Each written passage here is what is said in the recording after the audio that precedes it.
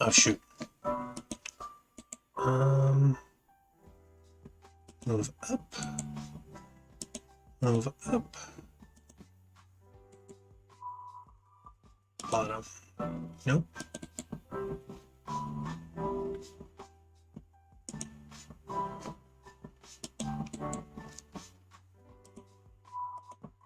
Hello.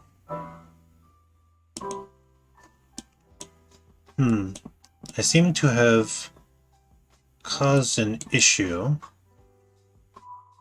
Move to the top. There we are. Okay, so video capture device. Order, move to the top. There we are. Order, move down. Actually, move to the top. That should do it.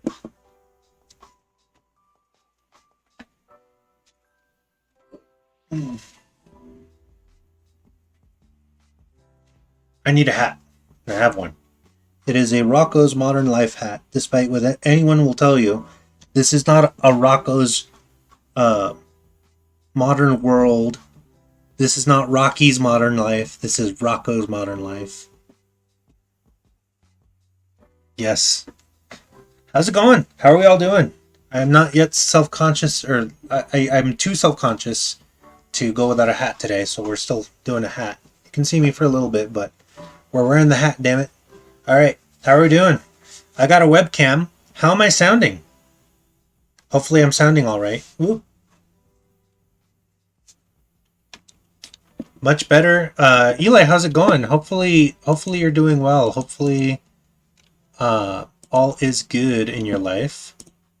We're going to go ahead, and I'm running a little bit behind because those of you who follow me on Twitter might have seen that I found a bunch of cassette tapes, and I ran out to a wall. Well, I'm not going to do free advertising for any large company. I ran out and got a tape player and decided to play some of those old cassettes. And some of those cassettes are like 30 years old. It's ridiculous. Okay, 8 games a week, episode 25. Here we go. Oh, what happened to the music?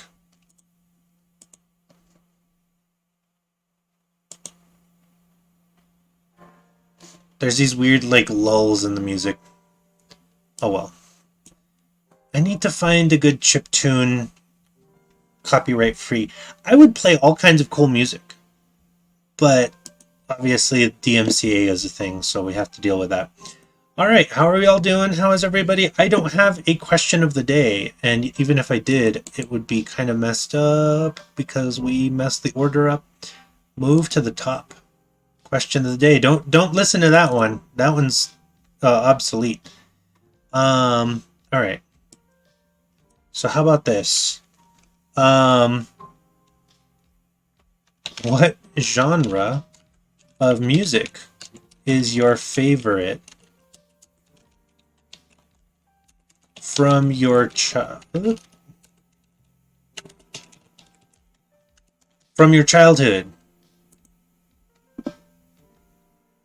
And I mean, I'm going to answer this one right away. Pop music. Like your Tears for Fear, your Tears for Fears, your Depeche Modes, your Thompson Twins. Like, I was all about that. Sock hopping 50s. That's fantastic. Now, I will say that growing up, my mom listened to a lot of Neil Diamond. And that was my favorite at that time, too. Like, I really loved Neil Diamond. I mean, still really loved Neil Diamond. But, man, listening to Neil Diamond was like a treat as a child. It was silly how much I liked and still like Neil Diamond. I got to go to his concert. What we think is the last concert tour that he did. But anyways, that is besides the point. All right. Let's see. Here we go. We're gonna dive in. This is. I used to have a webcam, and now I have one again, and hopefully I sound okay. I don't know what the sound quality is. Oh yeah, Neil Diamond is timeless. Like, man, ooh, amazing. But hopefully the sound quality. I mean, you obviously can hear me. I just wonder if like the sound quality is good. and if I'm coming through clearly. I was doing some sound tests a few days ago, and this mic kind of doesn't pick me up as strongly, I think, but I don't know. I did some tweaks and hopefully it worked. But we shall see.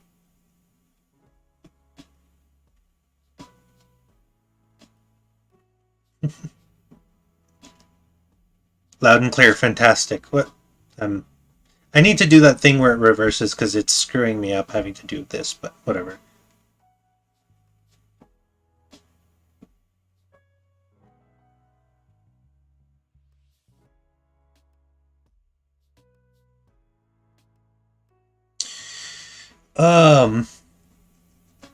Let's see. All right. So here we are. Here we go. Webcam on. We are doing this. Now, so here we are. We're working on Monday's game, except not really, because we still haven't done it. Last week was a bust. This week, we finally had the people show up, but they're like, I can't stay, and that's fine. We're gonna just play it by ear and see if we can't eke out some kind of, like, I've been talking about this for weeks. I've got a lot of really cool ideas, but we'll see if any of them come to fruition. But I'll take all of the enthusiasm. God, this is throwing me off. I'll take all of the enthusiasm that I had for the Monday game and put it into the Tuesday game. So we will go ahead and move on to that. So Wrath and Glory. Tuesday.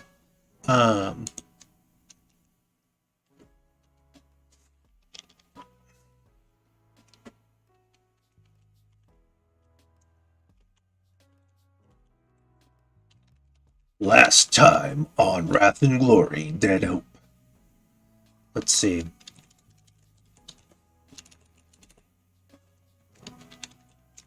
Given that I do this stream like the day before the game goes live, my memory is the most fuzzy on this. Group went further. Okay. So last time, group. Let's just do this grammatically. The group. Shiggity shoot. Oh, come on. Why are people always messaging me like right when? Right when? Come on, y'all.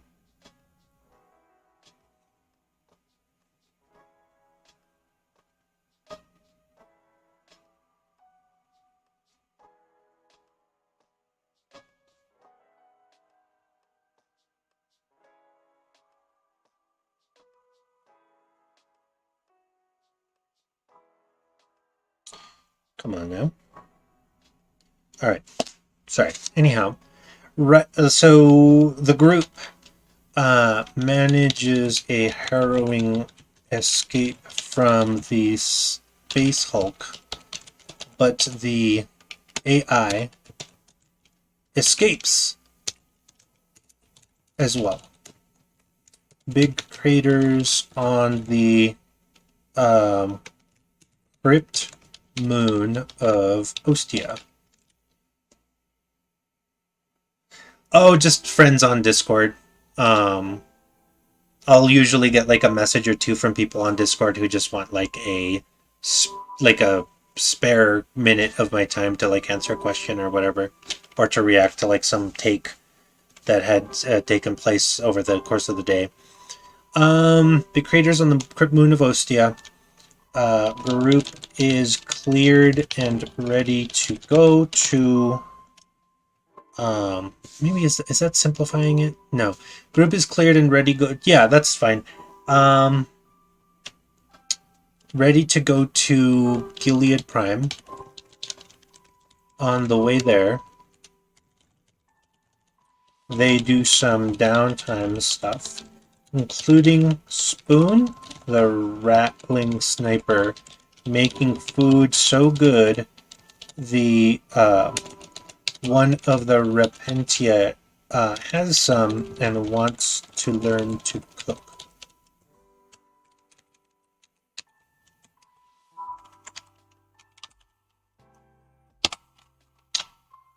Other stuff happens,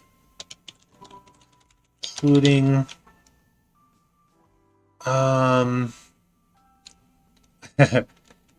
Vincare and Marina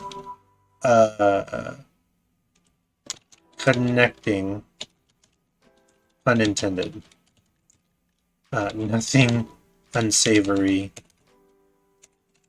Just machine courtship. Okay. Group will start to get notoriety, start to be stalked by group tied to Phenodius. Okay, so that's still happening. Am I missing anything? That not really much happened. Oh, yeah, this is the more important thing. Group arrives in Gilead Prime, goes to Fortress Hive to report for Alex and Sister Rose. On the way through the hive, they see a shirtless man chasing a guardsman. Citadel, himself a guardsman, shoots to wound and stops the shirtless man.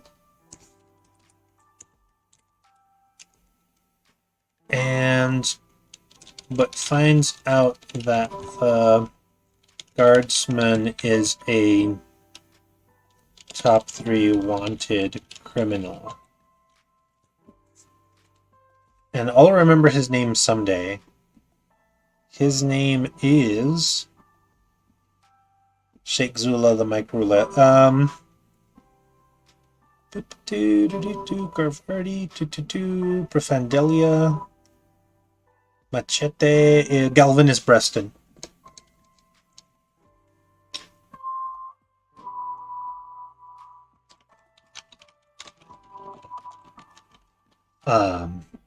Cue credits. Okay. But yeah, they found out that Galvanus Breston is there. They all know that Galvanus is like a real horrible, terrible person who was a guardsman who wanted to become a space marine or whatever. Like he wanted to. No, I mean, that was all something that we figured out before. I'm changing it. Basically, Galvanus wanted a promotion within the guard. Didn't get it. Decided on the battlefield to turn over to Slanesh. Basically got kind of like warp possessed to a degree, but still has his own personality, and betrayed his battalion group, whatever. So because of that, he is a mucho wanted criminal. We're not sure why. Well, the group's not sure why he's on Gilead Prime. There we go. The group's not sure why he's on Gilead Prime. But we'll definitely want to investigate that, and lots of hijinks will ensue. But that will be very interesting to find out. Okay, so Galvanus Breston, bad guy, complete 1000% warp chaos dude. All right. Oh yeah. Vincare figured out digitization process, which helps smuggle in the Eldar and Orc. That's going to be huge, because now they can just go through checkpoints without having to worry about like, hey, why are you with that Orc, and so on. Aftermath items. Okay, so gang leader, that's going to be a big thing.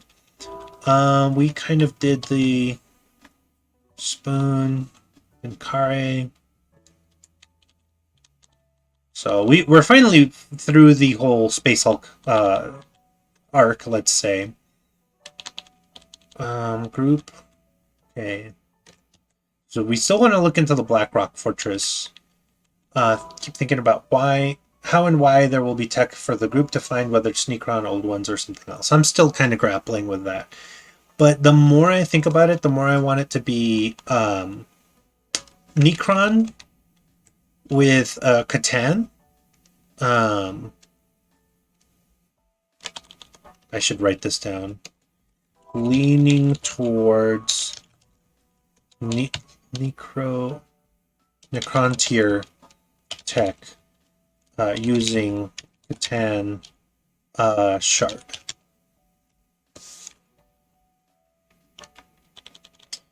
So let's see, war gear. All right, we already did that. I gave them their war gear. Cache of Inquisition items. We'll get there. Like this. Let's see. Let's say this leads to Enoch. Maybe there's an issue. Okay, there's still stuff I want to do with this. Sister Rose. I was gonna kill one of the Repentia, but I decided not to. Phenodius Thimbar. Here we are. All right. So for next time, these are big ideas that I had. Oh, the Inquisition faction. I need to really do something with that. No. We skipped down too far. For next time, Alexander will find a Terminator? No, Dreadnought. Grey Knight Dreadnought that is falling asleep forever, that was stored on Ostia Prime. The Dreadnought will speak to Alexander and goad him to take up the mantle of being the next defender for the system. May even impart wisdom and other such stuff.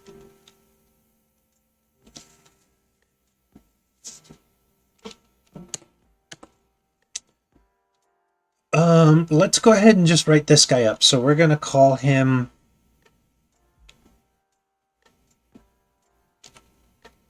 too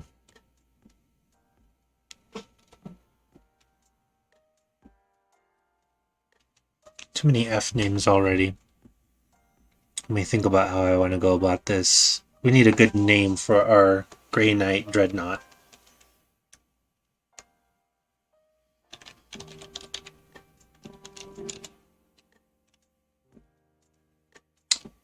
Because Kaldor Drago is a really good Grey Knight name. I don't want to steal that. I don't want to emulate it too close. How about Ulthar?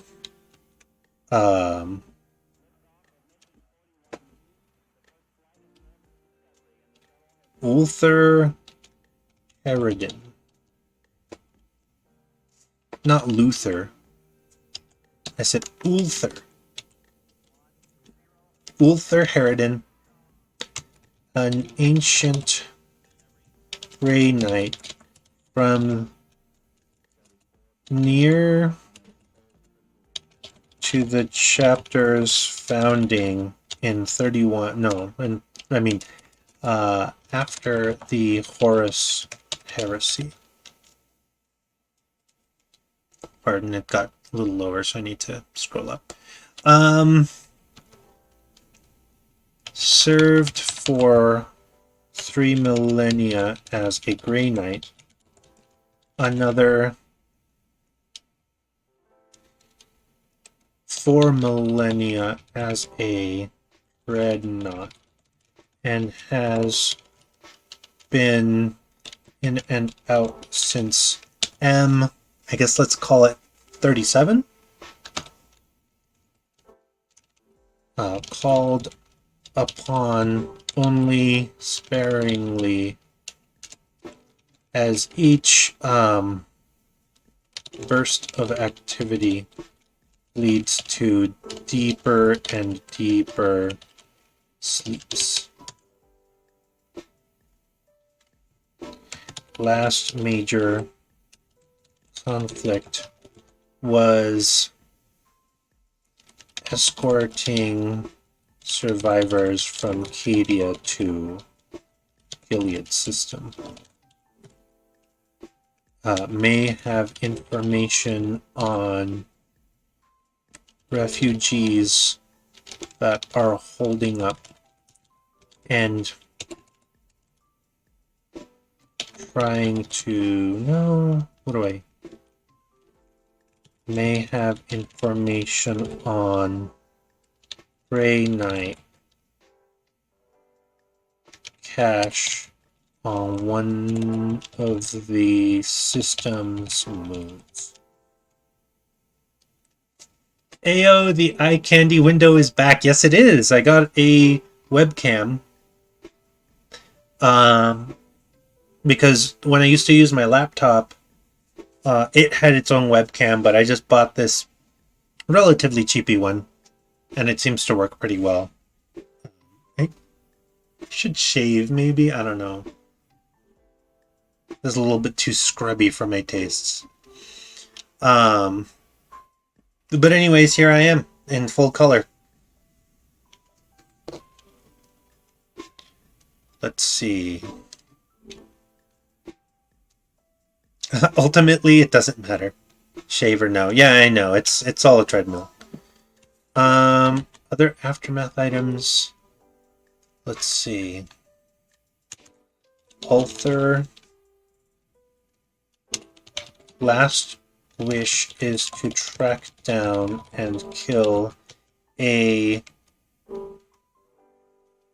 mid-level demon by the name of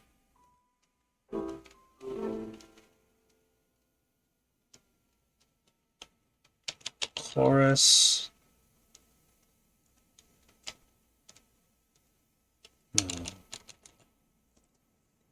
Así me lo recomendó el doctor Shingao.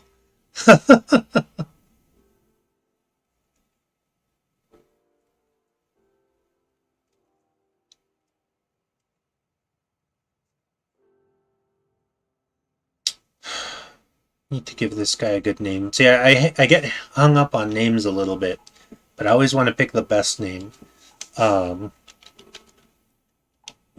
Acris, no. Vancris.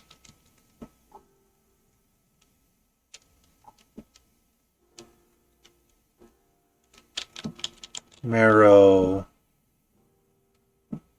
Crack. This demon personally killed, let's just say destroyed,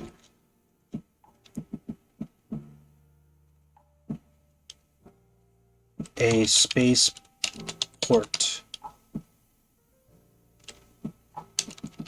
which is personally disrupted a spaceport that could have evacuated more people from Cadia. Personally responsible for the death of hundreds of thousands, at least. ¿A qué hora sales por el pan sabroso? Okie dokie. All right. But I love that. So we have Ulthar Harridan. So we have a connection for Alexander, who is going to lead him down the path of being a Grey Knight, who has a lot of very valuable information and ties to Cadia, and also a mission to defeat a relatively powerful demon. Now, this guy can't be too powerful. If they were going up against, like, a greater demon, that would be too cruel. Although maybe I will make them, like, that way they have something to look forward to when they get to that power level, but we'll see. Okay. So I think we're good there. Thimbar, dangerous acquisition. So Cynthia, the designer drug. Ministratum.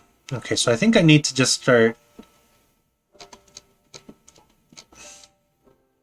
Let's go back up here. Whoop.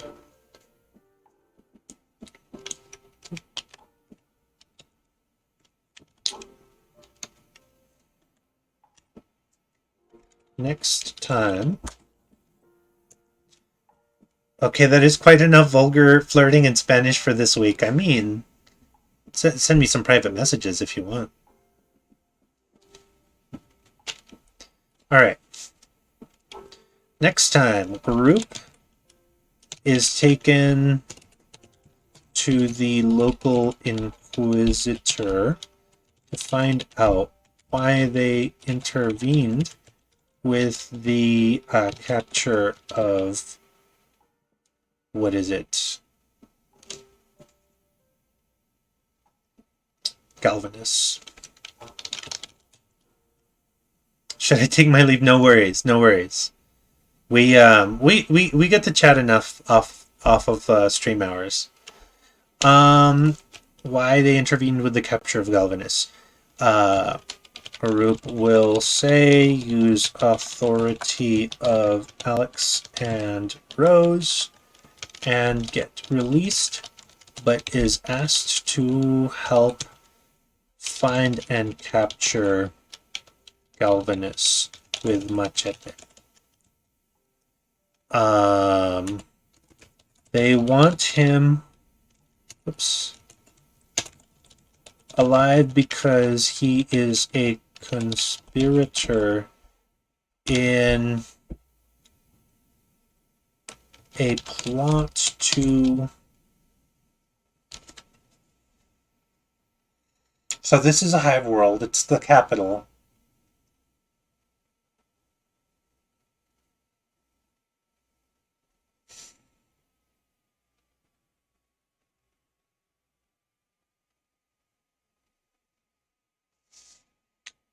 I want for there to be something interesting that happens. I want for Galvanus. Like, what would Galvanus be doing on a hive world? It's super dangerous for him to be at, especially with the Inquisition being there. He wouldn't be there just for the fuck of it. But he's definitely some kind of a terrible saboteur. So he would want to sabotage something.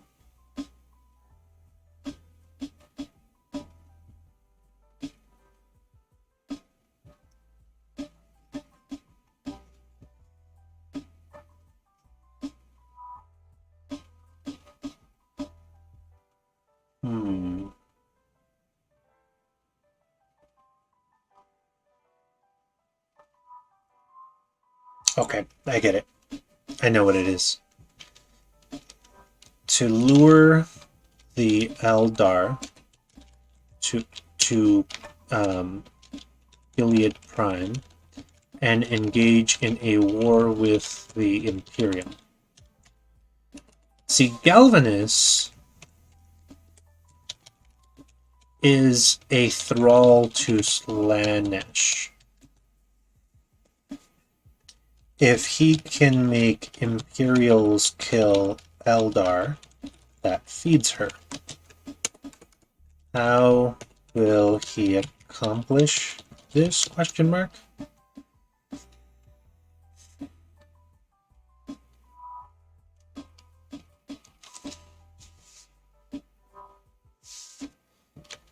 He is fencing an Eldari artifact that contains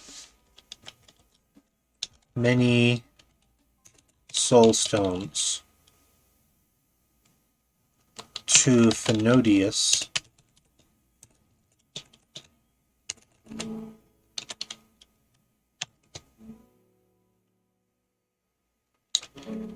this could spell disaster and may even draw through Kari as well. The artifact is meant to be a temporary soul receptacle for non-baffled Eldari to avoid the fate of she who thirsts. Okay, that's good enough. I like that. Okay. So what next? Question mark. Phenodius wants to hold an auction. May hire the group to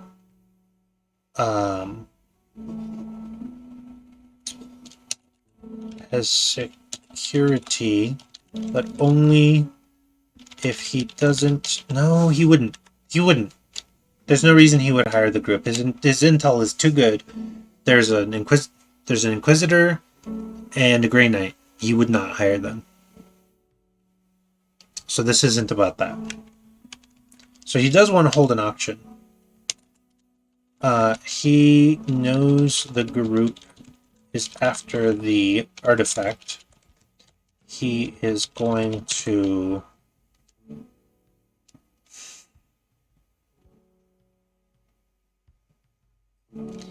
send a hit squad of what would be good.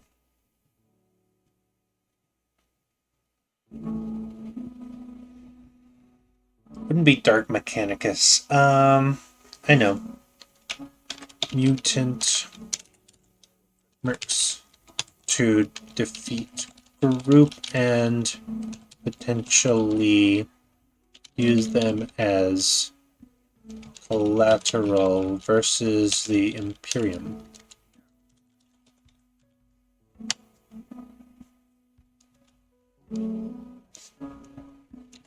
Maybe to trade prisoners.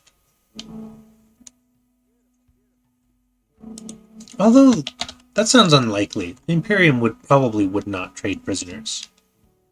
No, let's just say local authority. That makes way more sense. Scene 1. Meet with...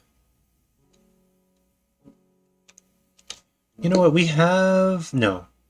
Yeah, we have an Inquisitor, and I think his name is Veldin. In fact, I might have to get out the other document I used to have.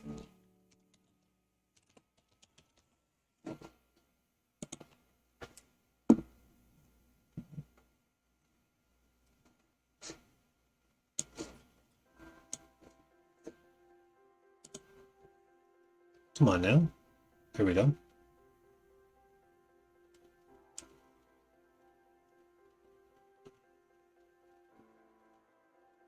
Not the Commissar. Although the Commissar would be a good one.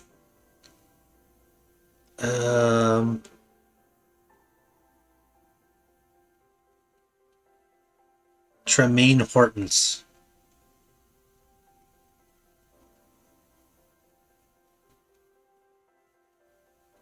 Yeah. Inquisitor Tremaine Hortons. Where were we?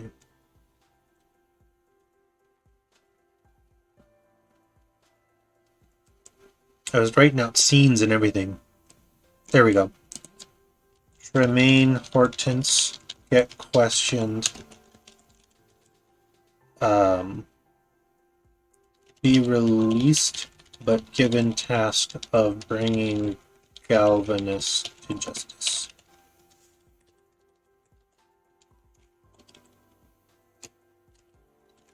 Galvanus seen in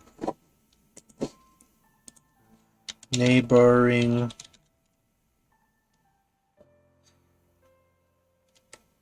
manufacturing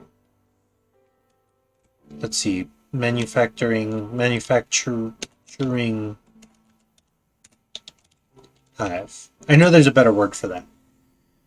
Looney says, okay, let's see the question of the day. Boy, that one's kind of hard. I guess I used to really like listening to alternative rock in Spanish when I was a kid. Lots of Hombres Chi and Enanitos Verdes in particular. Had a whole mess of tapes from both bands. Still listen to them occasionally. Speaking of tapes, Looney, did you see what I put on Twitter?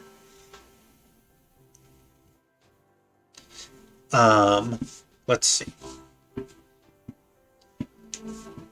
So Galvanist seen a neighboring manufacturing hive group sent there through a rail line.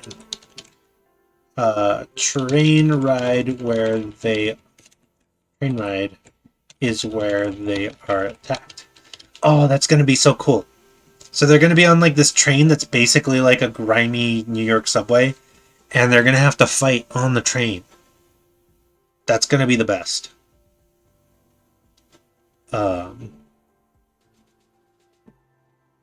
Yes, I'm excited about that. So, scene 2. Let's see. Learn about stuff. Phenodius. Oh, no worries. I just was curious. Fendodius. Phenodius, Hive Gang leader, is out to get them, to prevent them from getting Eldari artifact. So we're just gonna do a little bullet.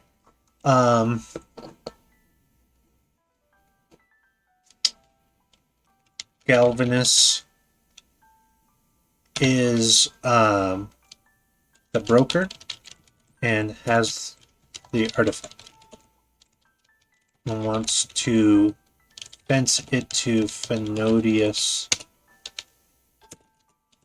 so he can auction it.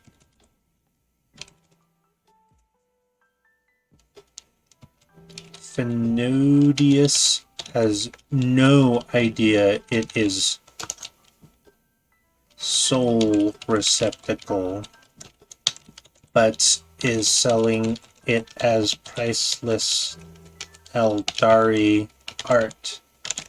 Might claim it prolongs life.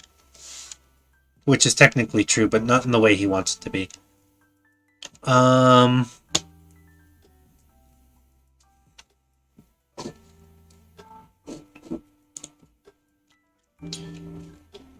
Galvanus has 24 cultists with him.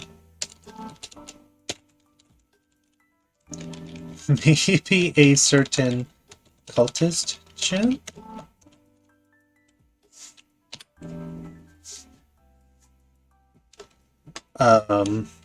There's a couple of other loose ends that we want to dive into here. I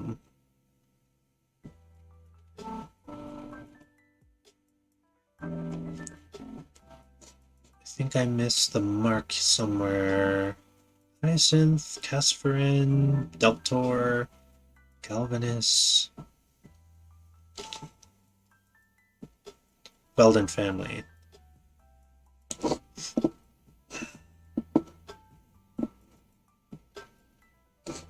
Okay. Machete runs afoul Commissar Luke Veldon. Machete used to be a not Cadian, Catacan sergeant.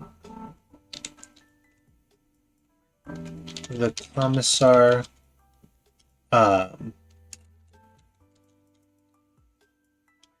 is on special mission, and both have reasons to want to catch Galvanus. Might work against each other or with. Machete is far more likely to work with Baruch. Luke might take issue with the orc and elves. Baruch may have to find a way to distract Commissar.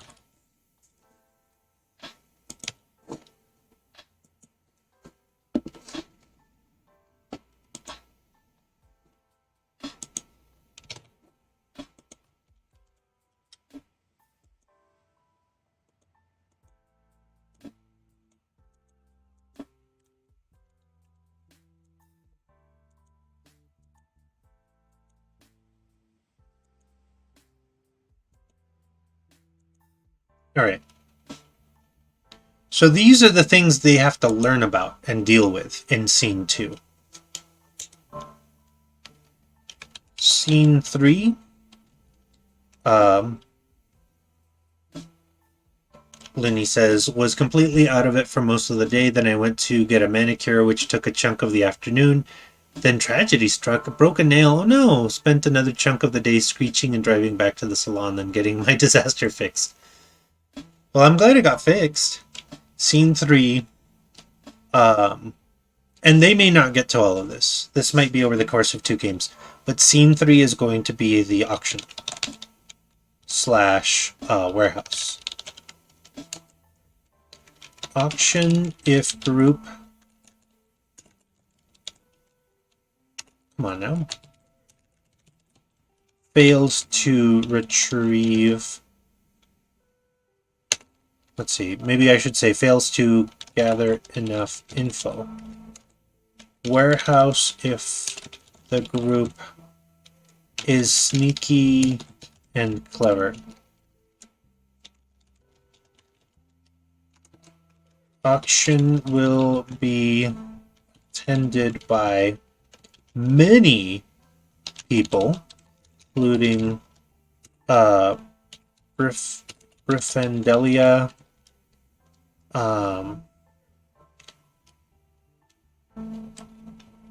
and let's see, a strange inquisitor from outside of the system, a group of psychers. Oops.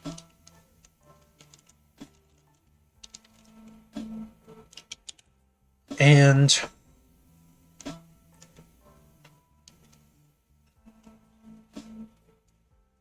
want to make this interesting.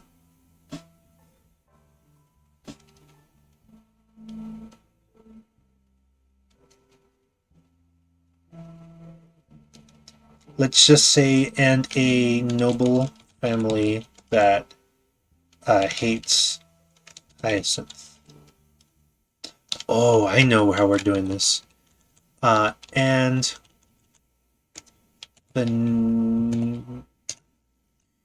a branch of the noble house that Hyacinth married into, parenthesis, they hate her. So let's just say this is like, I don't know, the cousins or like one of the aunts of the man she married. And we can spin that any number of ways. Maybe one of this guy's cousins wanted to marry him instead, which obviously, you know, that is a thing that happens in the real world with noble lineages. Or maybe they think that she married him for the wrong reasons. She didn't. She loved him up until he died, obviously. But obviously there are... I should stop saying obviously. There are definitely many reasons that they would hate her. Whether or not they're good reasons is a different matter. But they would maybe catch sight of her and decide, oh, we're gonna buy this artifact out of spite. Especially if she's the one that's like, if the group ends up like doing a thing where they're like, oh, we're gonna bid for this thing so that we can buy it. Unless the Eldar are warned or contacted, they will send a strike team to retrieve the artifact. If that happens, Galvanus will detonate an Eldari explosive device and blame it on them, so the Imperium will go to war.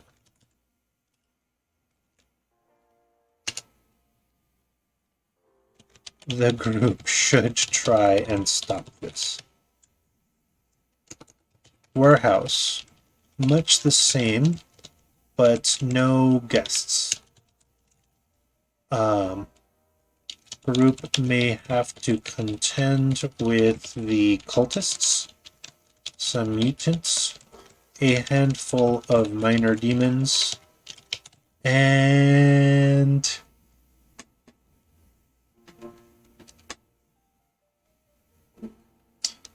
may still be subject to the Eldari explosive as a spoil sport tactic. So let's say they go to the warehouse, they find the artifact, but next to the artifact, or heck, maybe even like around the artifact, there's an Eldari bomb that's like, okay, we're gonna use some weird Eldari physics explosive that's going to like gravity bomb this area. It's like distinctly Eldari. Sure, it just destroyed our warehouse, but that's still enough cause for the Imperium to want to fight the Eldari. They're like, well, fuck you. You blew up a warehouse on our capital world in this system. We're gonna come fuck you up. And many guardsmen will die. Handfuls of Eldari will die. And Slanesh will be happy with all of that. So yeah, that's fantastic. I think I like that. And it's split up into 3 succinct acts. Each scene, I guess, might even just take a whole. Well, scene 1 shouldn't take all that long, probably. We'll see. Scene 2. I want to say go to a hive market where everything is for sale, but only via barter. This is actually this should be an underhive market. This is an informal black market, but also a normal market where those who have been abandoned by the Imperium can make a living and eat.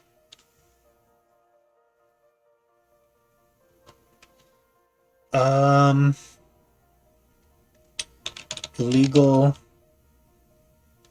meat melon production is happening here. Meat melons are, we'll say, a crude product that has been exported here. Fruit merchants are secretly thriving here. I like that. So they have to go to this underhive market where there's this really weird informal trade of, like, the big thing isn't drugs, although I'm gonna make a little note. Don't forget to highlight Cynthia drug effects. We're just going to do an orange highlight. But anyways, they're going to go to this market, and this is where they will hopefully find information, and they may have to do... the groups may have to do some jobs. Big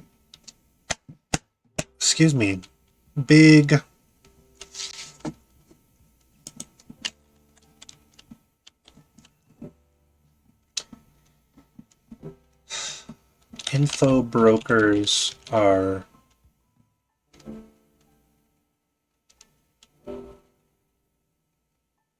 actually ratlings.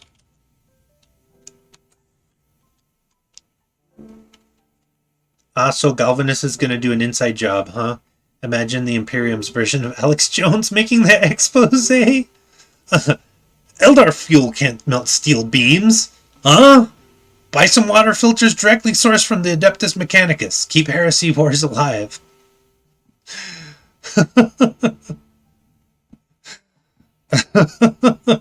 I'm just saying. I'm just saying. Do your own research. Like you can go to the site of the warehouse blast. You will see that the Eldar have been there. You will see Eldari footsteps in the dirt where they have cordoned it off. I've seen them myself. You can go. You can see these Eldari footsteps. The they're like this big, and they're unmistakably Eldari. Pointed toes, with their stupid feet, the stupid shoes that curl up. Yeah, they were there, and they hate the Imperium, and they hate you and your family, and they're not going to stop until you're all dead. Yeah, I have to imagine that there's like some version of Infowars in the Imperium, just making people angry all the time. All right, I think we're good here. We have, as usual, spent a tremendous amount of time on my Tuesday game, but that's okay. We're ready to rock and roll. By the way, Looney, are you familiar with like all of the cultist Chan memes that like that's practically my first exposure to Warhammer. All of the cultist Chan stuff was like before that. I had no idea what Warhammer really even was, except for like seeing the books and the figures or whatever.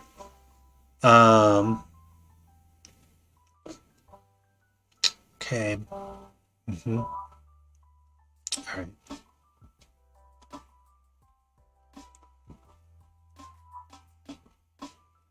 So we're gonna really mess with this Inquisition thing, although that's only half of it. Let me see. I'm just gonna do a thing.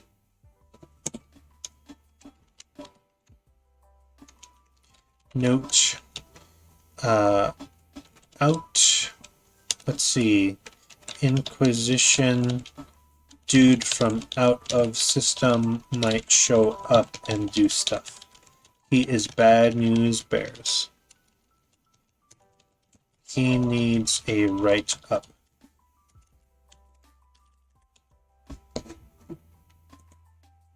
And I need to do some more research because I remember the weird. There's like all these different Inquisition factions, and one of them, I think we talked about this last week. One of the Inquisition factions is like the Imperium needs to die, and we're gonna take over. It's gonna be Inquisition time now, and that's all there is to it. Looney says, "Aha! So Galvanus is gonna." Oh no, you already said that, and I already read it. Okay, good stuff. Oh, let me think. Actually, let's go back to scene one.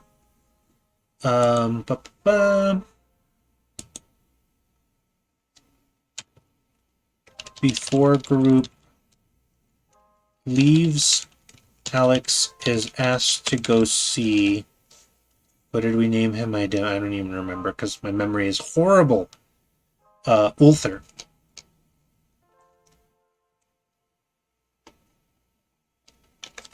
Dreadnought. Ulthar. Make sure to give this scene its due. So I need to really focus on this because this is maybe the first time that Alex will get like kind of a spotlight as a Grey Knight, and this should be really fun. I'm actually very excited about the prospect of this. Okay. Those Eldar degenerates hate you. They hate the Emperor. This is Looney writing this. Those Eldar degenerates hate you. They hate the Emperor. They're teaching critical chaos theory. Oh my god. To your children, and we have to stop them right now. Buy Super Astartes Vitality tablets. Now you too can be as strong as an Inquisitor. Oh.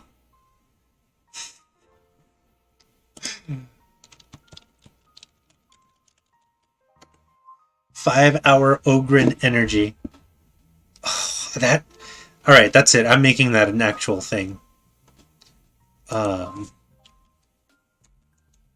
Also, 5-hour Ogren energy.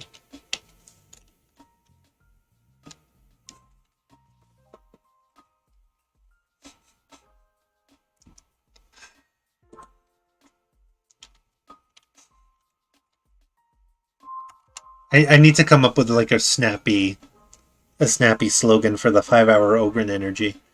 Um, Energy as stubborn as a Grox.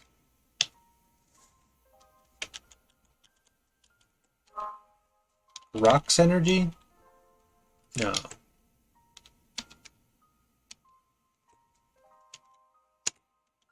Ogren. Yeah, that sounds fine. All right. We've had our fun. That's all very silly. Um okay, but I think I've written quite a bit of information.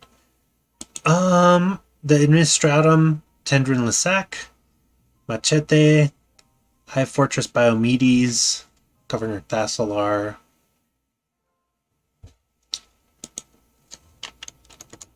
So High Fortress Biomedes is where the Inquisitor is in charge. Let's say he's like de facto head of High Fortress Biomedes. Um, Governor Thassalar, on the other hand, is going to be for Hive State.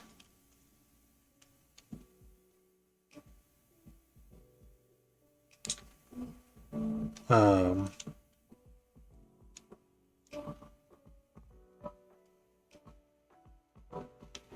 hmm. Mezzanine. Mezzanine? No, I don't like that. Hive State.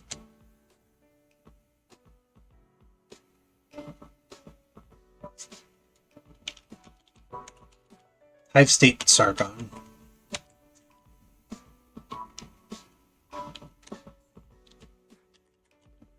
Okay. Where the Inquisition heads of this state and other military are mustered and trained. Hive State Sargon, Governor Thassalar. Okay, so that's where they're gonna go. Hive State Sargon. Administratum official Tendrin Lysac.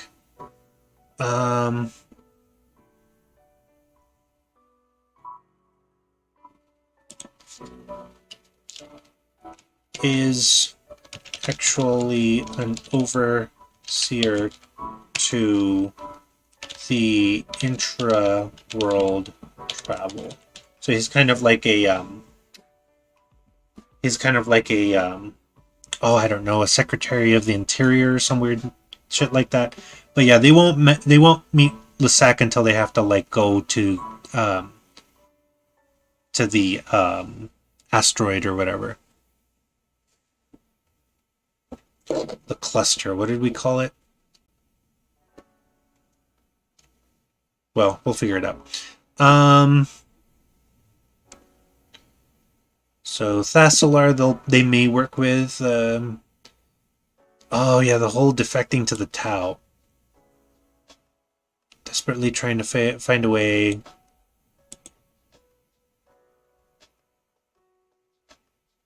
This should be fun.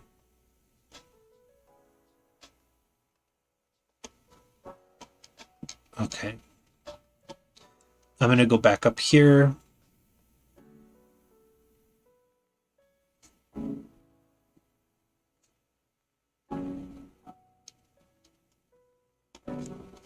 Sorry, where did I put all of the scenes? Nope. Sorry for all the scrolling, y'all. And I had seen some of those memes you mentioned, I think in 7chan maybe? It's been a while.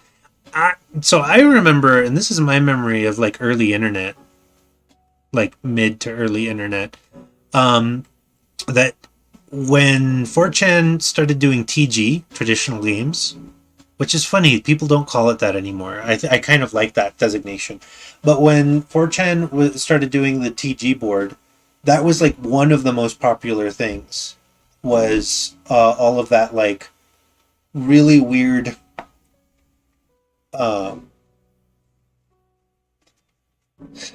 they called it draw. I'm not gonna finish that word, but like draw burr, um, was kind of like their word for people who would draw really fancy things and kind of convey stories that way. And like sometimes it was comics, sometimes it was just a still picture with like a lot of writing attached to it. But one of those people who really did a lot to advance kind of the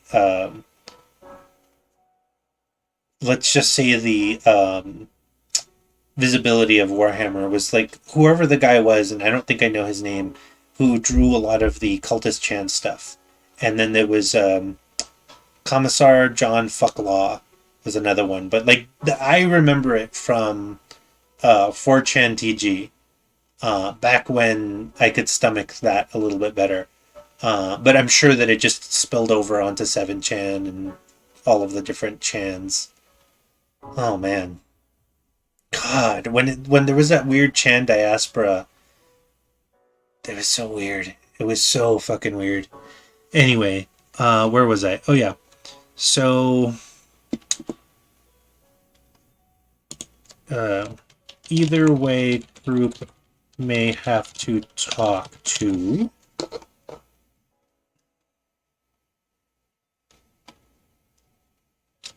not Tendrin, but Governor Thassalar.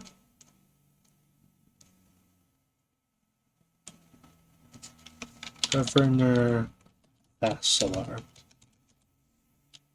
will have a chance to leverage his weakness to their advantage. Alright, sorry y'all. So I feel like I spent a lot of time maybe on Warhammer, like I do.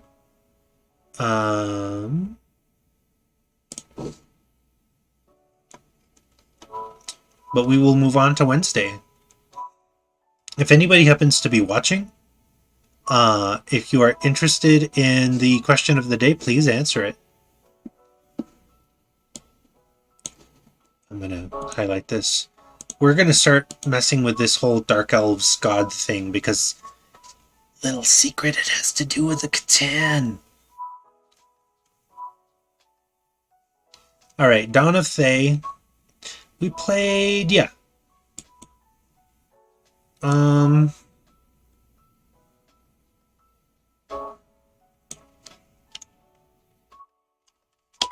Okay. Group learns of Thayan plot to take over High Forest of elves. Thayans create 3 pillars. 1 to negative energy plane. Looney says it rings the bell because anytime us degenerates raided the furry board, oh god, we just carpet bomb every thread with 40k stuff, and a lot of those memes would get posted because we'd throw literally everything at them, and they hated 40k.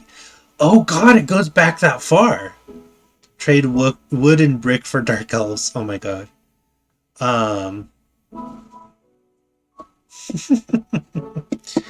So wait a second, Looney. I saw a handful of this is gonna derail things a little bit, but Looney, I saw a handful of videos where it was Death Watch Space Marines fighting furries, and it was fully animated.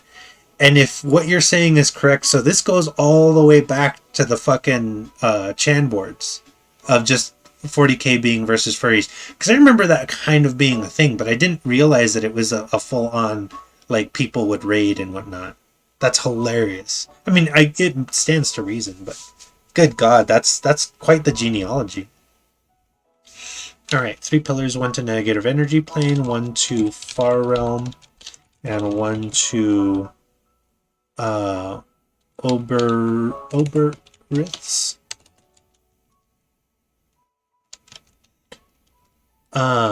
Roop went to take care of the... Which one did they fight? Negative energy plane? No. Far realm. They then had a big boss fight with a Neothelid and won. Used a lot of resources. Not sure where to next, but probably the negative energy pillar. And that's it. If they go to the negative energy pillar, they're going to fight, actually.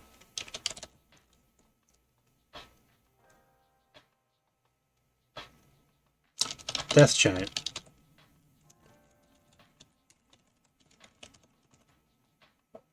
Actually,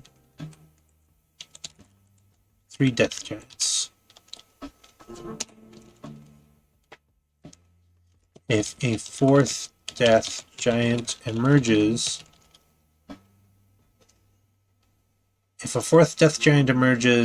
they will merge into a Night Walker. Cool. Cool. Actually, oops. We'll make it Giant Skeleton.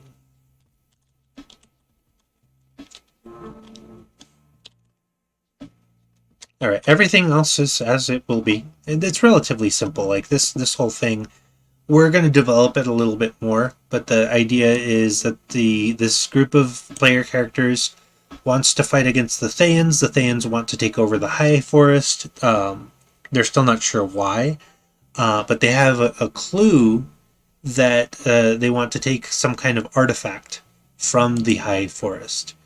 We'll see if they think far enough ahead to try and secure the artifact or not. Looney says, oh yeah, both boards. I was a regular and went to war with furries at least once a month. People think it was just B, but SP, D, and DI. What are SP and DI? That's just me forgetting. Had a raging hate boner for everything furry, and we'd go all out. Yeah, I remember those days. I remember there was just the very polarized groups. Very polarized. The fat guys, and man, TG was... I spent way too much time in TG, but it was the fat guys and cat... Fat guys and cat girls. But yeah, there was a handful of other places where it's like people would just like get real bent out of shape about who was from what board, and man, I still remember like there were idiosyncrasies about certain things, like if you went into anime and posted something that wasn't anime, like you might have got doxxed for that. Like that was a paddling. And just all the weird little rules that you had to learn.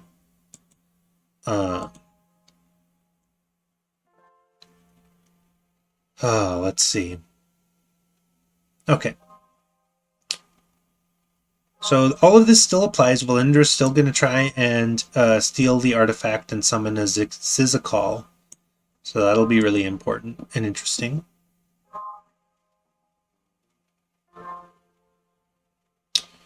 Okay. Thaans, Netheril magic.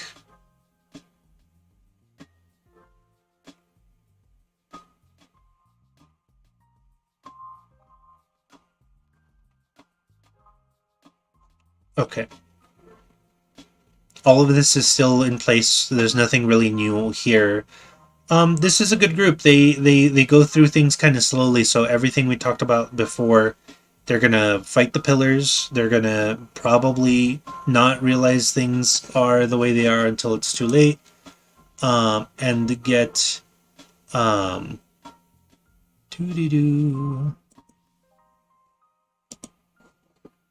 and then the Zizakal will be summoned.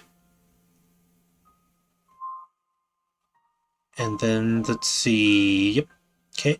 All of that stuff will happen, and then they will have to do a handful of things to defeat the Zizakal, which includes going to the Thayan Museum, and so on and so forth.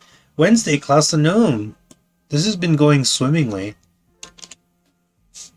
I still need to do stuff with this whole thing, with that right there, the combat wild shape, the nature dragon druid circle. All right, but last time, Klaus went through a cursed crypt, defeated a group of ghosts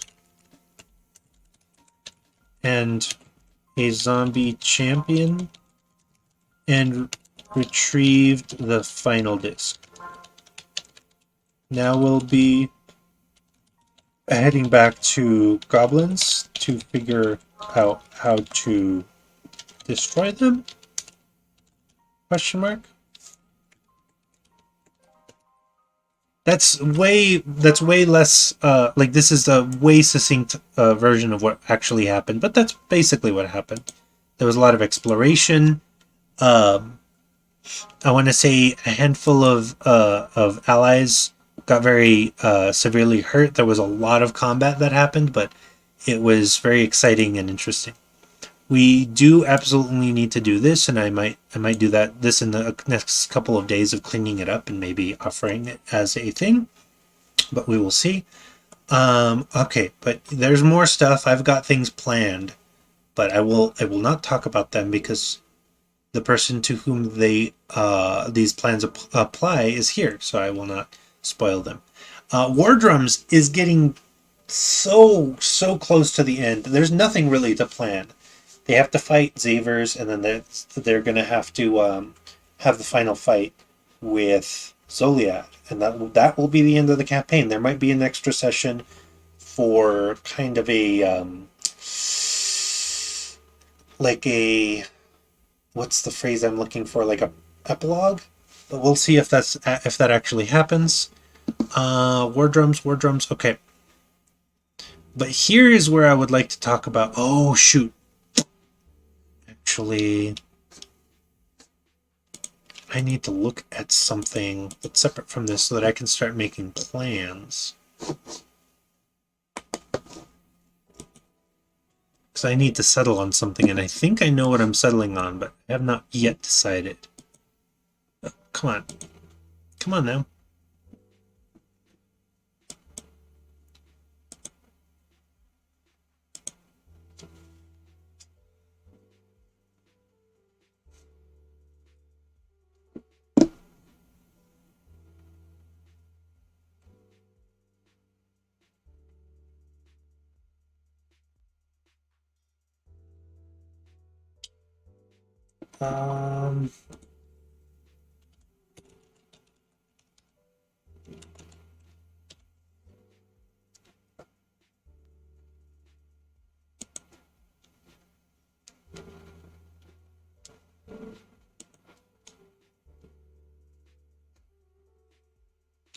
So I shot out a Google form for people to, let's see, this should,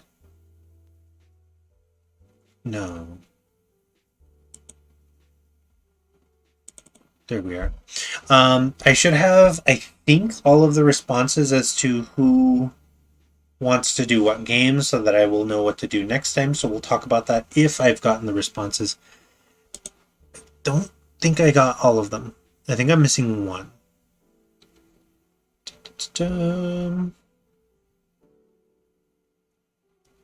All right. Man, it's so close.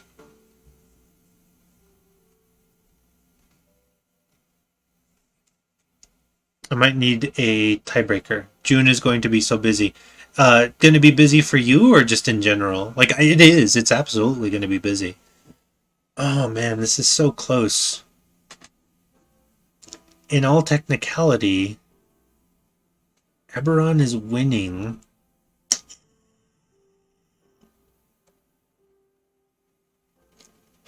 Well, let's see. Now I'm curious. Oops. Okay.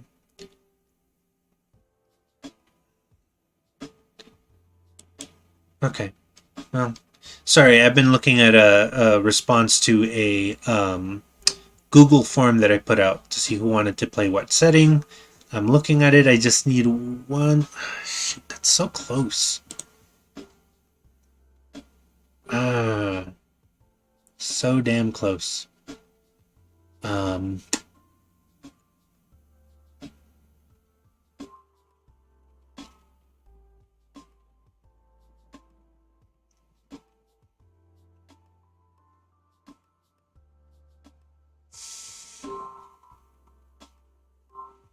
gonna have to think about that. I might put out another one and just narrow it down to two. Probably what I'll do. Eli says, me got concerts and son's graduation. Oh, that's exciting. Family visits, it's all very much. Yeah, summer can be a lot. I hope it all goes well for you. Okay, so we're going to go ahead and close that and that. That too, why not? Okay, so I still don't know what to plan for the next game because it's a dead heat, and I think I might have to throw out one more survey just to figure it out. But it's between an Eberron campaign, which I love the shit out of Eberron. I haven't played it. I had a huge campaign that I guess I haven't done in a year? No, like a year and a half. Thereabouts. And I could go for another one. And if I do, I'll have it be in the aftermath of what happened before. So that'll be neat. Or maybe not. I don't know. I'll figure it out. But then the other one, so it's between Eberron and Curse of Strahd? Yeah. Eberron and Curse of Strahd. Those are the two. I think. Actually, shit. I don't remember.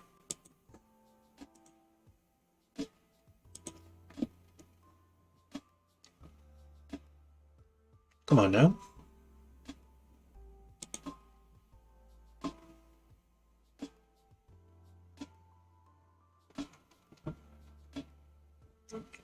Responses. I know lots about Eberron, says Eli. Yeah, I love Eberron. Love it, love it, love it. I played it when it first came out, more or less. It is fantastic. So yeah, it is between Eberron. Actually, no. Eberron and Wolves of Winter actually is getting a lot of interest. So it's between those two. Which is good, kind of. If we end up doing Wolves of Winter, I'll be kind of happy because I've presented that to two other groups and they all kind of turned it down. So this could be neat if we do Wolves of Winter. But I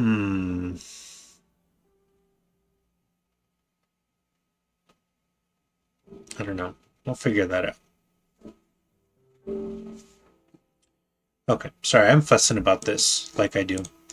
But yeah, there's not much to say about my Thursday game otherwise because it's just going to be the last fights. And it's going to be, we've talked about everything. They're going to fight Zoliad. He's going to be a real hard fight. The Pontifex should be interesting. Whatever they end up doing with that should be fascinating. That might extend it another session. I might even have Zoliad die and the Pontifex absorb Zoliad. Should be fun. Should be a lot of fun. Friday game, student game. We're kind of back to a normal schedule. It seems like the group is finally kind of a little bit more stable to where we are actually playing every Friday, and that seems to be great. I do want to like create an element of PvP, so I'm going to see if I can't find something that is like a message board, but we'll see. The coworker game probably going to start this Friday. That's going to be interesting. All right. We'll talk about that more a different time. Saturday, Tyranny of Dragons. That one's going really well. I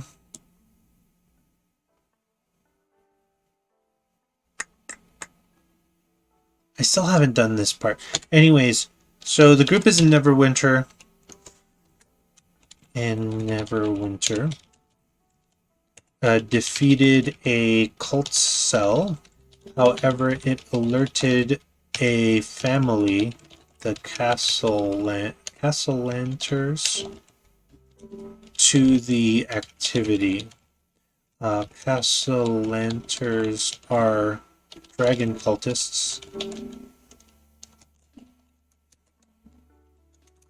borrowed from Dragon Heist, originally Asmodeus cultists.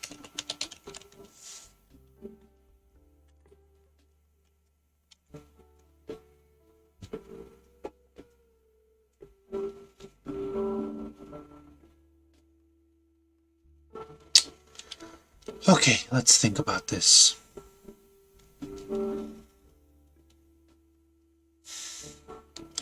So, group also killed a weird half-dragon Nothic, not the big one. Group also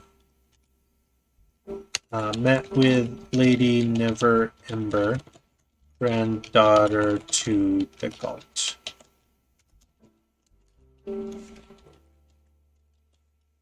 And got her support. Also got support from Thieves Guild. I feel like there's something I'm missing. So Thieves Guild, Lady Never Ember, they did a lot of like going back and forth. Group has a bounty. They also know there is a big party. The Castellanters are throwing in a few days. And they might want to be there? Question mark? The Black Dragon Mask will be there. I think that's a good recap.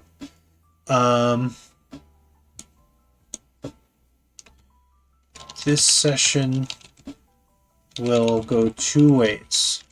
Either party or cult. So this is kind of an ironic parallel to my Warhammer game, where they want a thing, and they need to get thing from cult. Cult is going to be having a big event. So do they go to event, or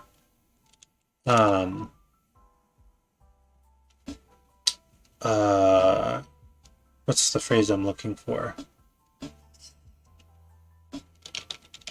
Well, either they go to the event where the item will be taken, or they will go to the vault where the item is being held.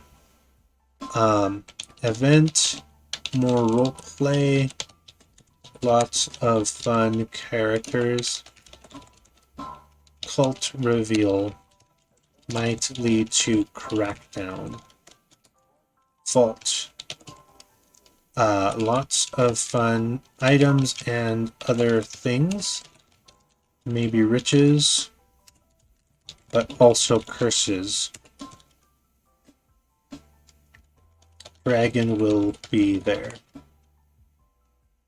Maybe a chance to fight. Strikes twice? Question mark? Oh!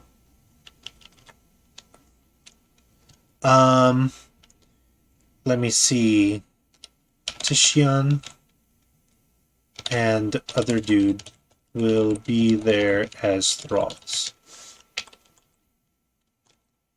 Tishian and other dude will be there as prisoners. Okay. That'll be fun. So basically the group needs to get the Black Dragon Mask, and I'm creating two roads so they can either go to the event, infiltrate it, or they can go to the vault where it's being kept and break it out, like heist it. Both seem like they're very fun, and we'll just kind of say that either one will have Tishian and the other dude whose name I completely forgot, so that they can rescue them. Should be fun. Strikes twice. Don't know if that's a tricky one. I don't know if I really want them to fight him just yet. They might get trounced, especially because he won't be there alone. I almost want it to be something else. You know what? It will. It will be something else. Hydra will be there. So they're going to have to fight a Hydra.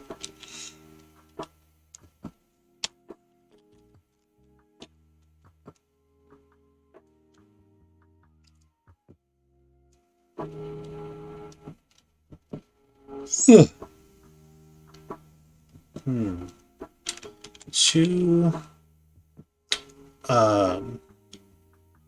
Wyvern riding sorcerers will be there.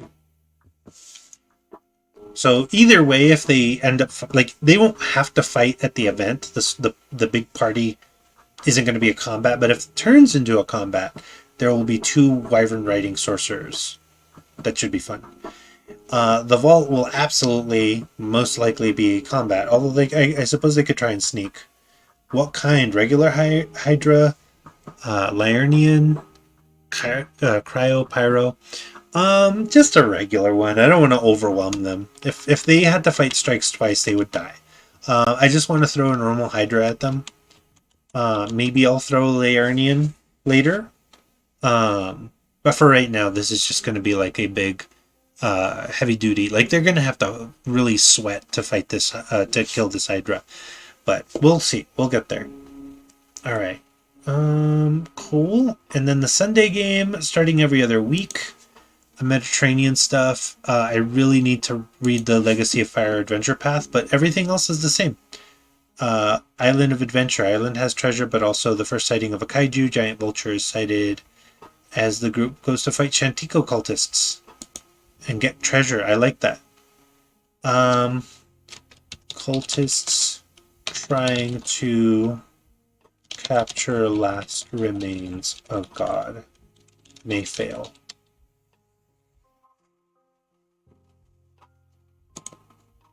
So this is directly tying into the Thursday game. Should be very fun. I like where this is going, and we're gonna do a lot with that. But okay, all right. So here we are. We're done more or less. The Sunday thing we'll get more into, and I really need to do my homework. But that is relatively quiet and almost. I mean, that it just goes quick. But here we are. Dungeons and Dragons and questions and answers. So if anybody has questions, now is the time to ask them. If you have been quiet for this span of time, please respond, be heard, express your curiosity.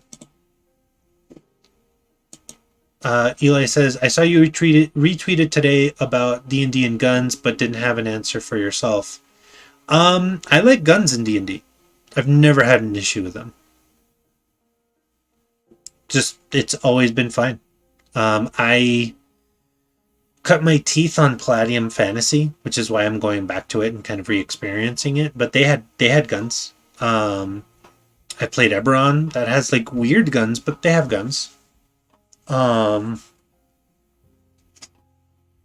played in Pathfinder. Pathfinder absolutely has guns.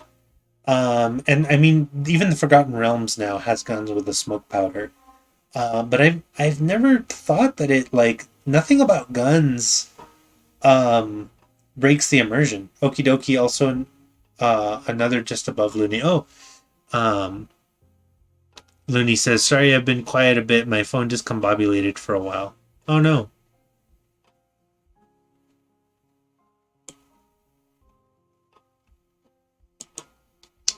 Eli, what about you? What's your stance on guns in let's just call it fantasy tabletop? You won't hurt my feelings if you dissent.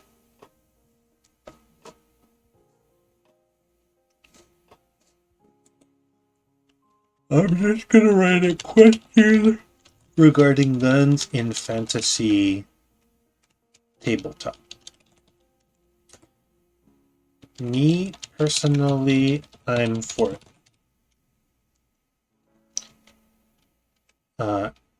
May seem anachronistic, but technically so is magic.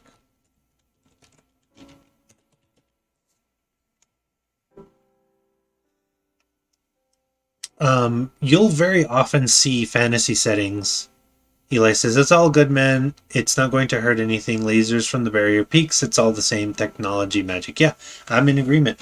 I am very much in favor of it, including things like laser guns and space swords and so on. So it's, yeah, having black powder does not hurt anything. Literally does not. If you, like, I'm speaking in the general sense, not to you specifically, Eli, but I've heard a lot of people kind of go on about it. And if a given person, like not you, but like you in the general sense, if people are like, I don't want guns in my fantasy setting, that's great. That's fine. 1000% here for you. If that just seems like it doesn't fall into the Gygaxian Greyhawk, which that's silly because that has guns and laser swords and all that too. The Sun Sword is already one. Yeah, 1000%. But anyways, let's just pretend you want more Conan, less Ice Pirates. I don't know. Like, I know there's stuff like that. But anyways, if you want more Conan, less Thundar, there we go. That's a comparison. If you want more Conan, less Thundar, that's fine. Do it. Do it up. But it's really hard to argue that there's no place for it just innately. Fantasy can have guns. Like, it just can. And I think that maybe hurts people's perceptions of like a fantasy game harkening to like these middle age times, the dark ages, if you will, where there was chivalry and you didn't have to worry about getting like shot from 30 feet away and killed before you could like run up and swing a greatsword. It wasn't like Bushido Blade 2, if anybody's ever played that game. But yeah, I can see the objection, but like there's no plausible argument to say no, guns don't belong in fantasy. Guns may not belong in your fantasy. Again, general you, like just people who might be listening, not Eli, but the guns may not belong in a given fantasy setting, but just generalizing fantasy. Guns have been in Dungeons and Dragons since forever. Guns have been in most fantasy tabletop settings since forever. You get things like GURPS. You get things like, shoot, I am willing to bet. Yeah, I'm pretty sure Warhammer Fantasy is also one of the ones that has guns. I think Age of Sigmar. I don't actually know about that one. I'm curious, but yeah, there's plenty of precedent. There's lots of precedent, and I don't know where anyone ever got the idea that there wasn't precedent. But I don't know. It's an interesting topic. People are very vocal about it right now, but if you can imagine, that fight was so much harder to fight 20 years ago. And I remember fighting that fight 20 years ago when in the Palladium Fantasy Western Empires, gunpowder was introduced, and it was like, oh, here's these musketeers, whatever. There's gunpowder as just like a common thing, and people got mad, like very mad, and there were very, very vociferous arguments on both sides of it. I think there's more people talking about it, but I don't think I've seen it be as heated. Then again, I'm kind of staying out of certain spaces, so it might be heated in those spaces. I don't know. My vote is for guns in fantasy settings. Works out just fine. But that's my take. Any other questions? I've been meaning to work on a steampunk mage, and I've got a lot of notes just hanging out. And I need to really work on them. But I might not tonight because I am tired. You had mentioned trying to find a way to do PvP. Can World Anvil or Obsidian Portal facilitate play-by-post? So I'm doing this hopefully for my Friday group. And the Friday group is for a group of high schoolers. I don't necessarily want it to be something that they're going to have to like invest a lot of their time in. Ideally, they already have the what they need to do that. Like if Google Plus existed, that would be the perfect place to do it, or something like that. Um, but well, maybe not. It doesn't matter. Um, I can't remember if Obsidian Portal is one that you can log in through your Google account. Um, but I want something that the infrastructure is both there and easy to access for a group of high schoolers because I don't want them to have to like do heavy lifting of figuring out how to invent a whole like I've already asked them to do Roll20. I've already asked them to do D&D Beyond. I've already basically roped them in with you know, other things like that. And I don't want it to just be another account that they have to be on. Eli says you can log in via Google and Facebook and something else. Okay, I might look at it. You're talking about Obsidian Portal, I presume. So I remember I did Obsidian Portal like a million years ago. Back in 2011, we were doing a campaign. It was Second Darkness or a variation of it from Pathfinder. I was a player. That's where, again, where my name draws from. That was the campaign where I was playing Laura Thorne, the Elven Wizard, who would eventually become king. Um, that all said, that's how long ago that was, and at that time there wasn't a Google login. But I'm glad there is now. Looney says, I can imagine the gun haters. No, you can't just obsolete my Sworderino. No.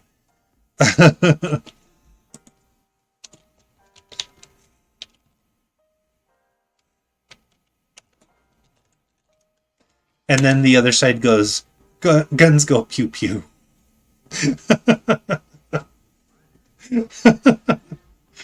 All right, so I'm just gonna throw a note in here.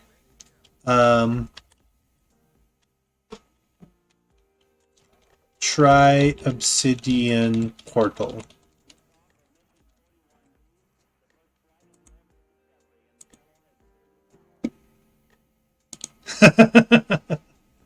Yeah, a cantrip is a gun. Like most damaging cantrips are guns. I don't know what to tell you. They don't even need ammo. And anyone can take them. Just take a feat. Take a feat that gives you a cantrip and you've got a gun. I don't know why this is so difficult. It's really just not a thing. It's like such a non-issue, but people like to make mountains out of molehills. Anyway. Any other questions?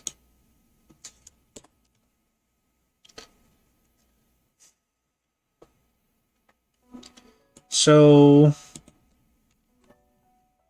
we're on episode 25. Episode 26. Let's just kind of build a first thing, set up template, find online.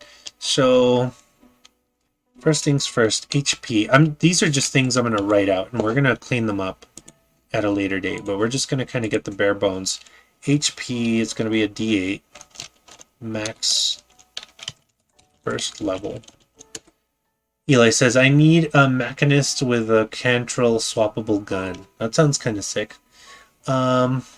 Skills.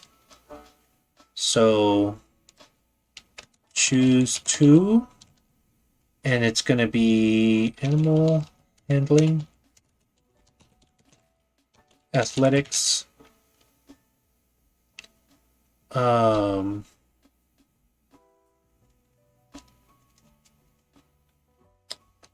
cantrip. Sorry. Like Mustadio from Final Fantasy Tactics. Yeah. Looney says, okay, so guns are okay in these settings, but how about martial arts? What's the general sentiment? Well, that's an unexpectedly heavy question, but let's talk about that for a second. Martial arts in TTRPG. Let's just call it that. So This is kind of a touchy subject, not for me personally, but just in the realm at large. Eli says people don't use their imaginations when martial artsing. No, they really don't. If you're a monk, like you should be throwing elbows and knees and like going for all kinds of stuff. Anyway, um, I punch. Yeah, exactly. But let's talk about it. Martial arts and TTRPG. Um, so let's just say Asian cultural appropriation. Now, this sounds really bad on the face of it. However, um, let's just talk about the monk for a second. Monks are martial artists, discipline, non-specific. Now, there are people, and I hear where they're coming from. There are people who are like, monks don't belong in D&D. Not because I don't want to mix my martial arts with my fantasy, but more like these are too tied to Asiatic cultures that we should not be like mushing this in without proper cultural awareness. That's not where I'm going with any of this right now. But when it comes to martial arts, that's when you start getting more specific. So you start going with a lot, like it's almost always starts with the Shaolin. And then you go with Japanese martial arts. And then so you go like Aikido, um, Judo, and I mean, tell me if I'm wrong on any of these. And then invariably, there's something to do with samurai. Um, and so that just goes down a path. The Shaolin is, of course, its own thing. Um, Kung Fu and so on. And then you start getting into these realms where you're taking things that like really do exist in real world cultures and then mushing them into fantasy. And then it starts getting a little, like maybe a little bit weird, and it's hard to really say what's appropriate, what's not. I think these things are neat, and I am keen to include them. Um, I think it's more difficult, not as a group of people playing a game, to do these things, but as a publisher to then make these things for general consumption and do them in a way that's respectful. I think that's the hardest thing.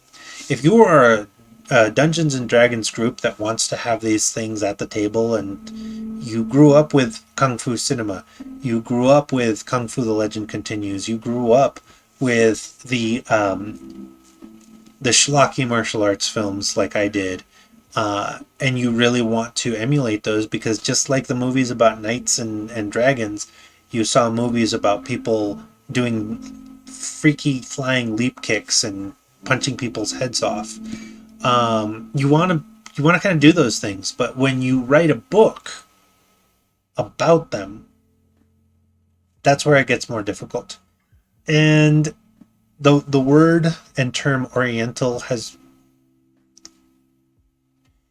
come around to not being great in terms of inclusivity. So that's you've got the Dungeons and Dragons book Oriental Adventures, which the most recent version of that is that's what they called it. Um, they need to change that, and I don't know how they can do it. They're probably going to have to go through a lot of sensitivity readers and figure out how many people to bring on that are good enough to make it something that is respectful and inclusive, and um, not just like, hey, I'm a white guy who thinks martial arts are cool and I'm going to write a whole bunch of stuff about it, because we've seen that done. Looney says, I don't know, I just had my gnome try to do a Ryoga Hibiki on a stone pillar last week, but my dice rolls were a catastrophe and Aniki was not impressed. Yes, I remember that. That's hilarious. I guess it's funny. I know that you were going to do the whole finger through the stone pillar, but I didn't realize you were going for the Ryoga Hibiki, but it makes so much sense.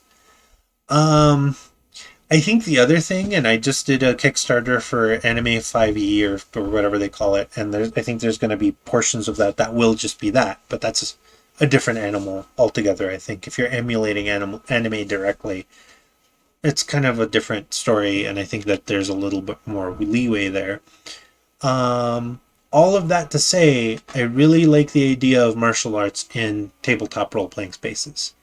D&D makes it really difficult for the reasons I've laid out, and because it's not a thing that you can just do. So, as a monk, you can do drunken style kung fu. There's no animal styles.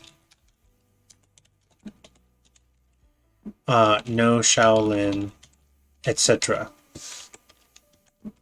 And maybe incorporating that could be easy, maybe it could be hard. I think as an official capacity, Wizards of the Coast maybe won't do that. There's probably other people who have, and like in a less official capacity, and that could be neat. But I think it'd be fine. I think it'd be great. I'm just saying I don't think that anyone can officially first party do that. But we'll figure it out. We'll kind of go from there. In the past, it has been neat. Again, it has been maybe less insensitive in the way that it was implemented. And so we maybe need to kind of find a way to do it in a way that is sensitive. But I could go on and on and on. But there are a lot of other role-playing games that do it better, I will say. Ninjas and Super Spies is an old Palladium Books role-playing game. And again, it may have some sensitivity issues. It's fantastic though. It's so good. Ninjas and Super Spies, we combined that with some other rules to do a Cowboy Bebop game. And it was so good. It was so good. This was way back in 2001, I think it was. Looney says, I mean, you can just not call it Oriental and just call it Far Eastern or Sifu or something like that. In the end, martial arts are practiced by literally everyone from every... Yeah, and you're right, Looney. I think what we really want to avoid, we, in the broad sense, again, not me, but people who kind of do this stuff in the tabletop space, is being like, here's kung fu from China and here's how I'm gonna, but like maybe make these more vague. What are the martial arts that exist in the Forgotten Realms? What are martial arts that are built on animalistic styles? Because why not? Because that's kind of universal. What are martial arts that use different kind of weapon implements? Because they all exist. Doing a martial art that's built around the tonfa, for instance, doesn't have to be Asiatic, although it draws elements of that. But like, you know, obviously it is in Monster Hunter, and I think that's neat. And I think you can do things with that don't necessarily have to tie it to specific real world cultures. Yeah, call it martial artists. Yeah, and I think that's fine. And again, you are both correct in that martial arts are practiced by, you know, the world around. And I don't think that anyone has to like tie it to that thing. And the more we separate it from specific cultures in the real world, the better off we'll be. So, like in an official capacity, but they can still exist and they can still work. I was talking about different martial arts. I've talked before about Exalted, Looney, and there's a very special kind of group of powers that you can acquire that are basically martial arts. Did you ever watch Claymore or read Claymore, the manga, anime? I don't know why I said anime. But I created a martial arts for Exalted that was basically like the Claymore fighters from Claymore. And I was really happy with it. But yeah, martial arts abound in the world of Exalted, and it made me super happy to play that game for a lot of reasons. But the martial arts system in there, well, kind of clunky, was really good. I don't know why I keep doing this. I don't know what these hand motions are. But yeah, I mean, hopefully I answered that question. I did a lot of fussing about it because I know that it's a big conversation in the community. I know a lot of people are talking about it, and a lot of people are very sensitive. And I don't mean that in a pejorative sense. Like, I think legitimately sensitive. Like one might be sensitive to certain topics, and that's fine. Looney says, haven't watched Red Claymore. Oh my god, we have to do that at some point. And I honestly should have a long time ago. It's come highly recommended. It's amazing. Although the anime totally blew it.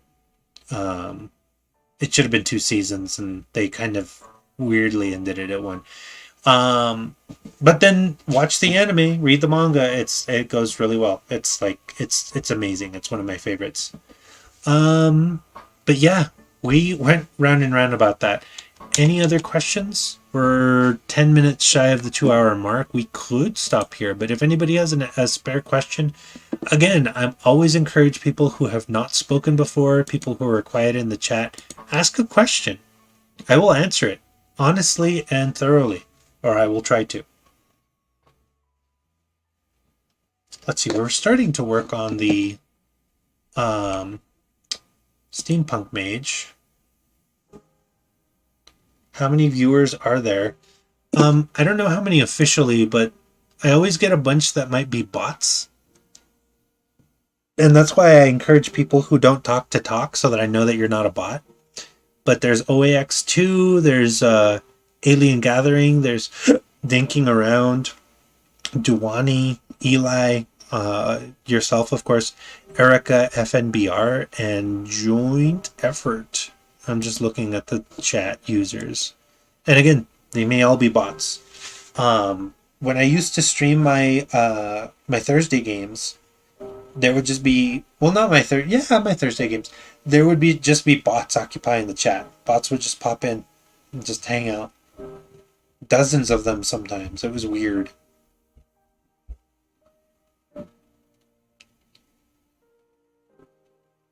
Oh boy. I wish very badly that I don't understand that. Yeah, I don't either.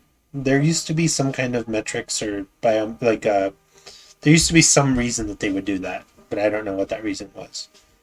Looney says, the way Americans are so sensitive about certain things makes me wonder how they even survive when they come to my savage lands. I mean, we literally have a type of taco called tacos orientales. I mean, I think that's different, Looney, because it's like that's a Spanish word, and I think it just is a different connotation there. I will say there's a very rich history of American media that portrays Asiatic cultures in a very, very odd way. Eli says we as woke. And that's an issue, and there's a lot of like work to be done to go back on that.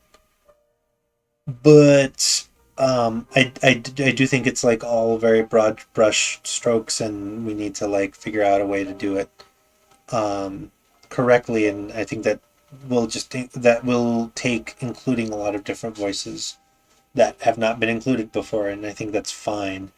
But just like with a lot of movements, there's a lot of overcorrection, and I think some people are fine with overcorrection, and I guess I would be one to say that I'm not entirely good with overcorrection. Overcorrection could mean a lot of things to a lot of people, but basically going back too far and just being negative about the things that have been made in the past, depending on what they are,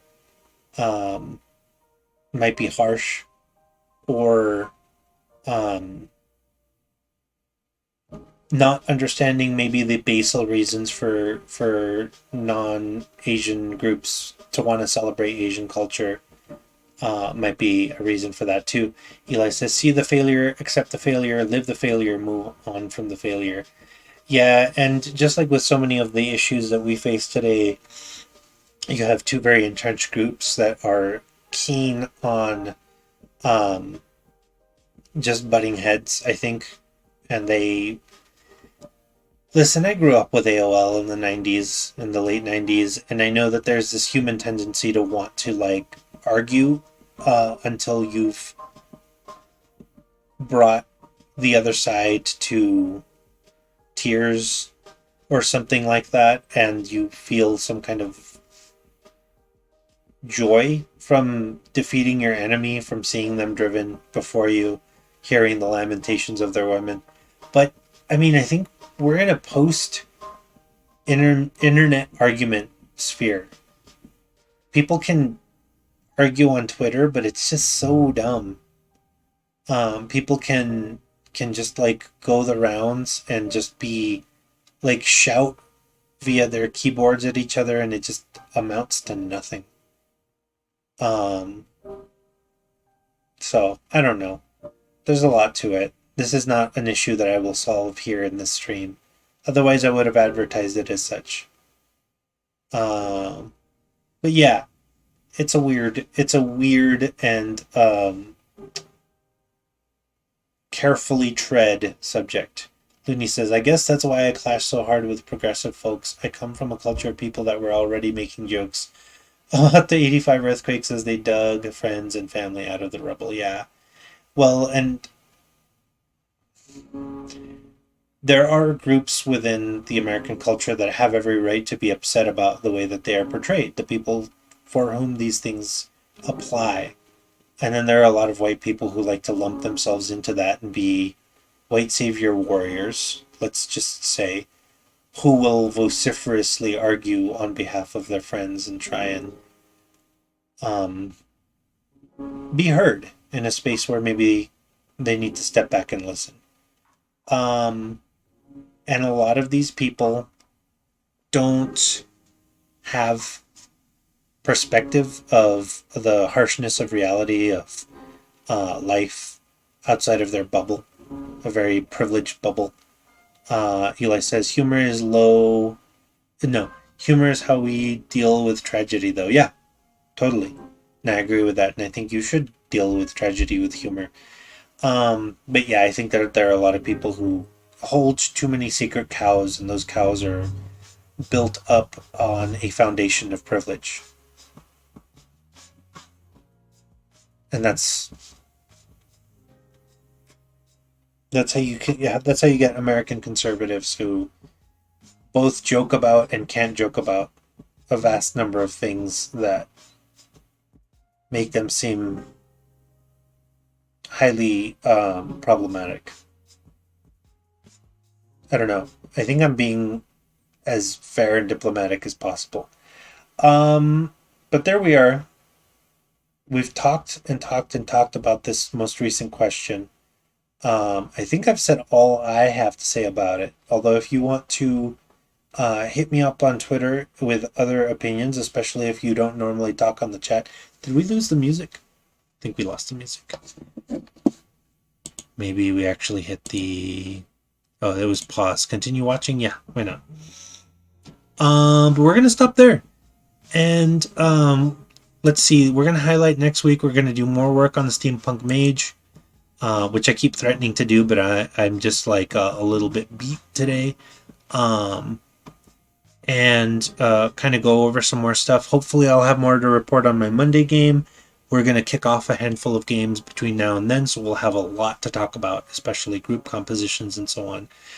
Eli says, the only thing I have to add about the monk is that people forget that they can use monk weapons and deal martial arts damage. I just shake my head. Yeah, no, you're right. I have to remind handfuls of people, but once at my tables, people tend to remember because I do a good job of reminding them. But yeah, it can fall by the wayside.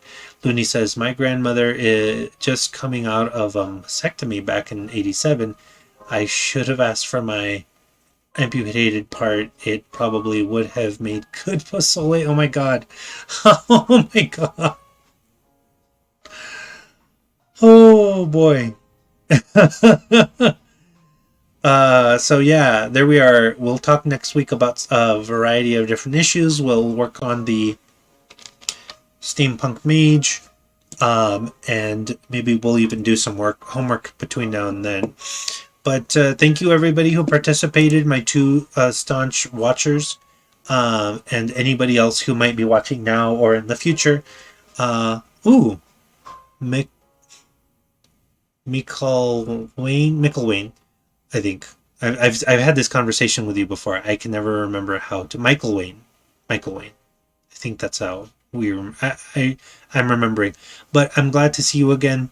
I hope you were able to watch some of the stream and enjoy. Michael, same as Mike. Yeah, so Michael, I'm glad you popped in. I don't know how much you got to watch, but thank you for observing for as much as you did. And yeah, um, thank you for the people who will watch, who have watched, who are watching. And as always, remember that I plan and play games for you.